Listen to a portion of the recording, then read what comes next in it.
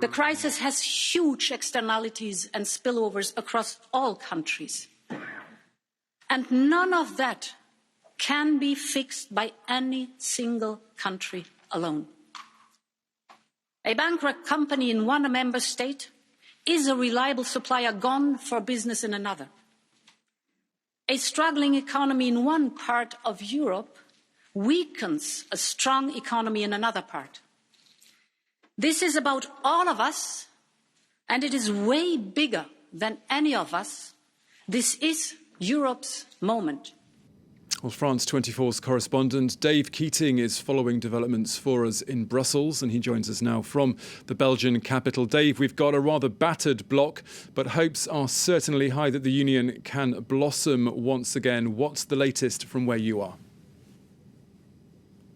Yeah, von der Leyen has just finished her opening address to the parliament. They're now debating this package. And she did acknowledge in that opening salvo that this is going to be controversial. But she said this is an urgent and exceptional necessity for urgent and exceptional times. She called upon this generation of Europeans to rise to the moment as previous generations have done. And she warned that if European countries go with national responses, it won't work. She said, if a company goes bankrupt in one country in the EU, it will have an effect on all the other countries. Very clearly there, she's trying to target the frugal four. That's Austria, Netherlands, Sweden, and Denmark. They are opposed to this large package of grants.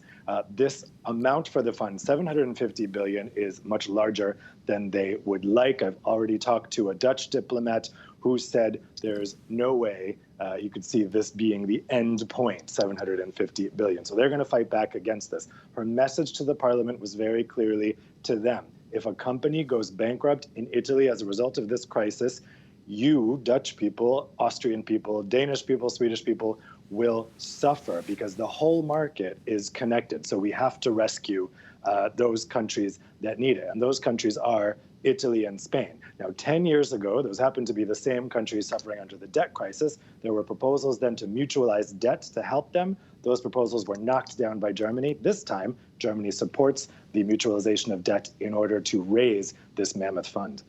Now, Dave, this is, of course, a huge pandemic, and this is a huge response to it from Brussels. But how likely is it that all member states will eventually sing from the same hymn sheet, so to speak, when it comes to this plan?